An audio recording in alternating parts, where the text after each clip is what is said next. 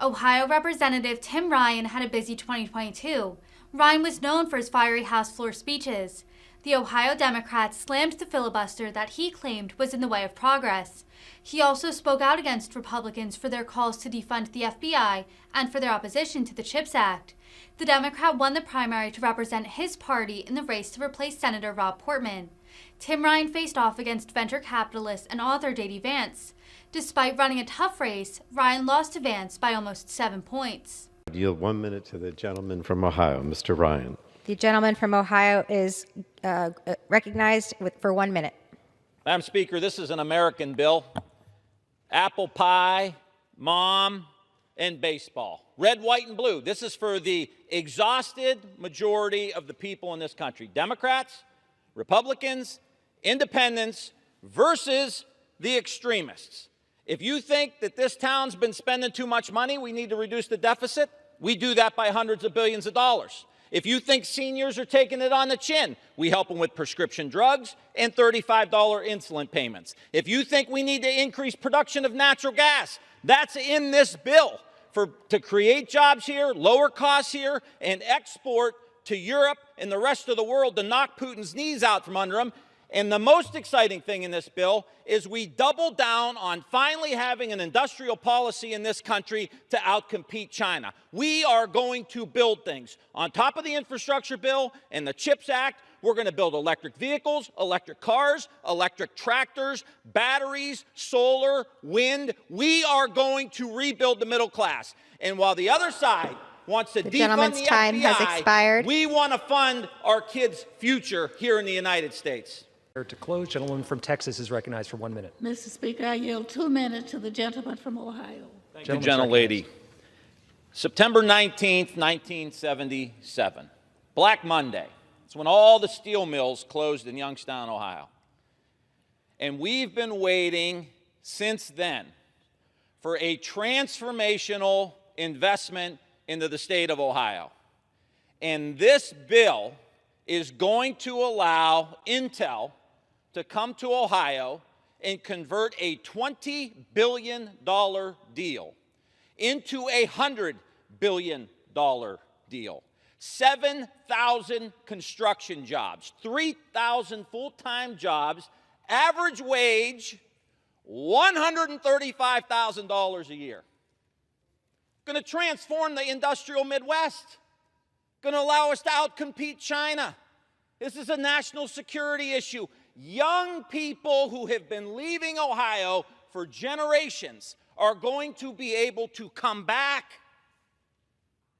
This is an unbelievable bill. This is the first step towards an industrial policy in the United States of America. And it is time for us to quit the politics, stop trying to score political points, stop putting party over country, lay down our arms. My God, if we can't agree on this, what in the hell are we going to agree on? Rebuilding the manufacturing base, good-paying jobs, union construction, outcompeting China, national security. Come on, let's do this. Let's do it together. But we have a small group of people who have hijacked the Republican Party, and the leadership in this House on the Republican side is more concerned with defeating Democrats than doing something that's best for the United States of America. We just saw it in the Senate with the burn pits legislation. We're seeing it here with the CHIPS legislation. Party over country.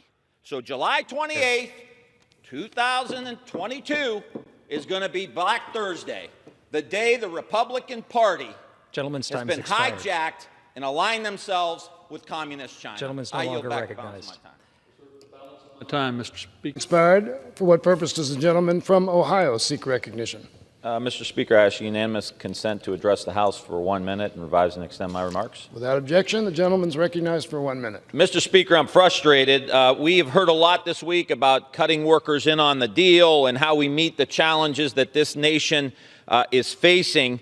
In every piece of the game plan, whether it's helping take on China, how do we bring jobs back to places like Ohio, how do we increase union membership, by making it easier to join a union? How do we bring down costs? How do we cut taxes for workers in the midst of all of this inflation? And every one of those bills has went to the Senate and either died or is on life support. And here's one example of just how broken this is. Last year, we made history when we passed the Women's Health Protection Act. Not a moment too soon, as Roe v. Wade is being hanging in the balance, and states like Ohio race to pass new laws to ban abortion. This is a basic right, a matter of settled law. But this week, the Senate blocked the vote, blocked it, and we didn't even get a vote. It's time to get rid of the filibuster and make sure that the bills we send here from the House actually get passed time has expired. in the United States Senate. I yield back. Gentleman yields back. The gentleman from Ohio, Mr. Ryan, is recognized for 5 minutes. Thank you, Mr. Speaker. I rise today in strong support of the Competes Act, and quite frankly, I am stunned to hear some of the rhetoric coming from the other side around a bill that finally, after decades, recognizes that we are in a very stiff competition with China.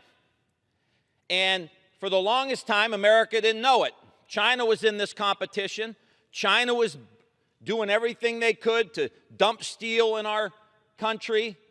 They spend 7 to 9% of their GDP on infrastructure every year. They got islands in the South China Sea. They told us they weren't going to militarize them. Now they have. They have bases in Africa, long-term raw material contracts in African countries to solidify their control of precious metals so that our phones, our weapon systems, our computers, they have a plan. This is not complicated, but it's being seen through the prism of our current broken, insane political system. And so what we're trying to do here is recognize that they're winning. 70% of chip manufacturing comes out of China. The cargo ships along the California ports, those aren't coming from Kansas. They're coming from China. Over 50% of the electric vehicle market is dominated by China.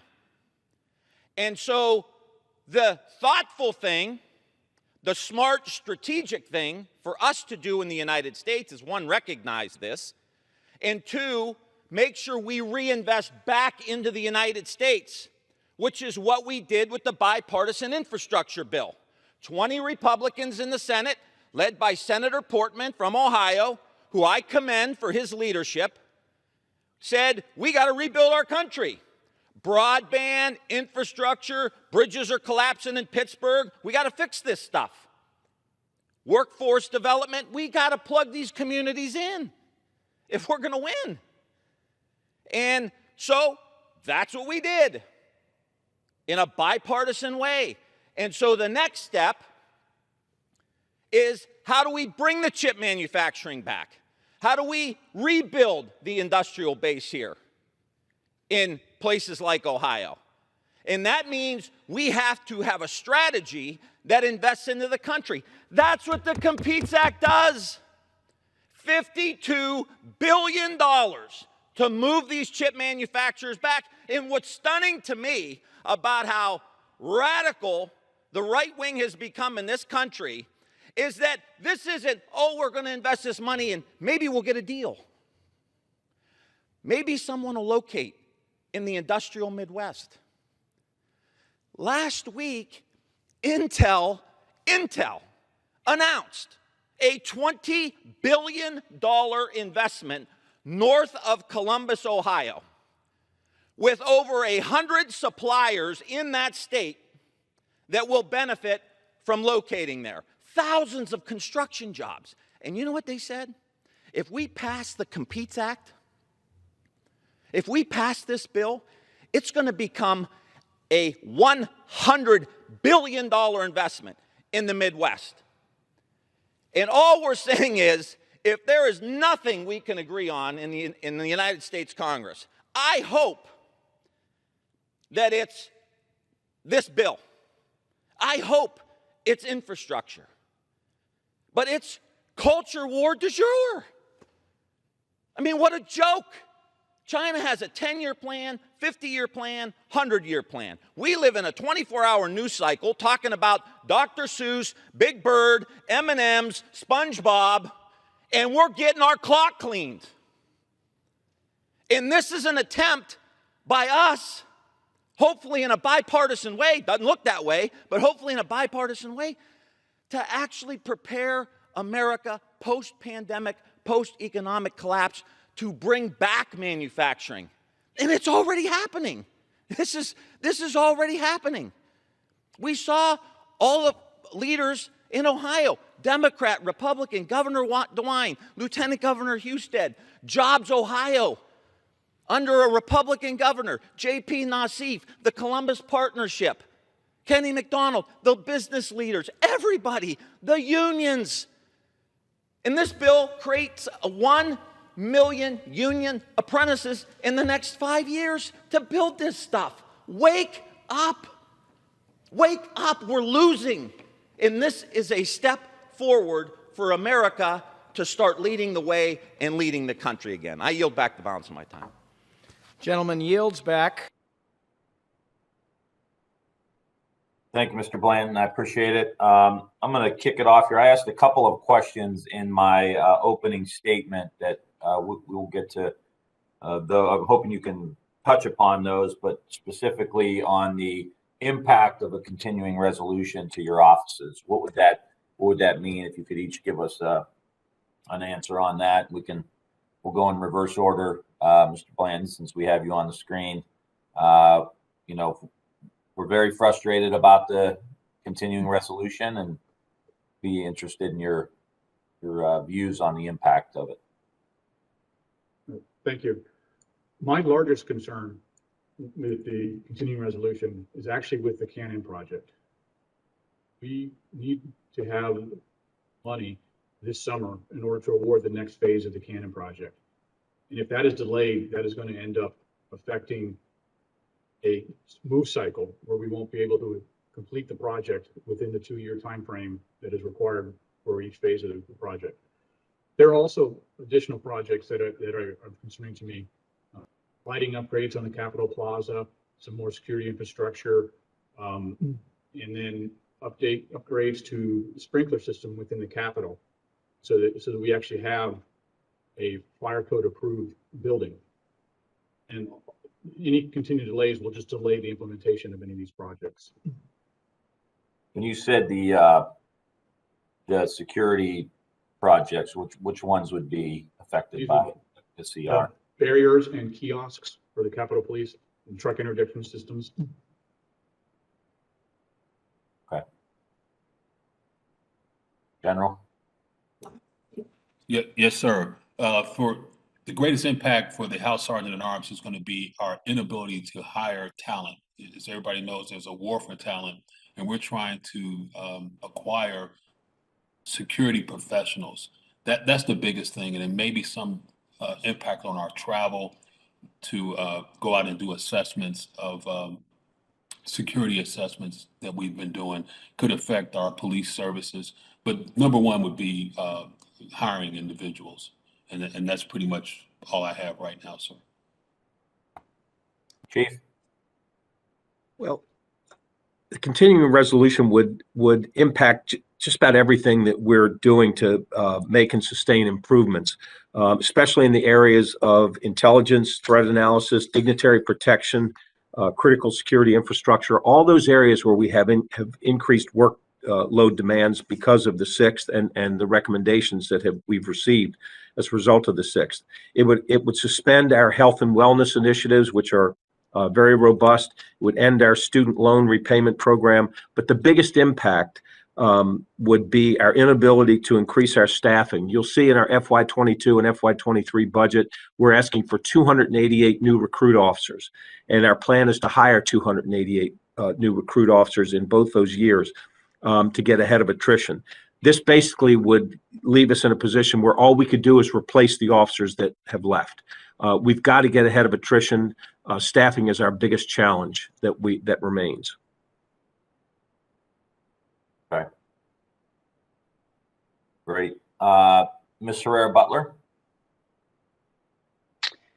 Thank you, Chairman Ryan. And I think it's important, since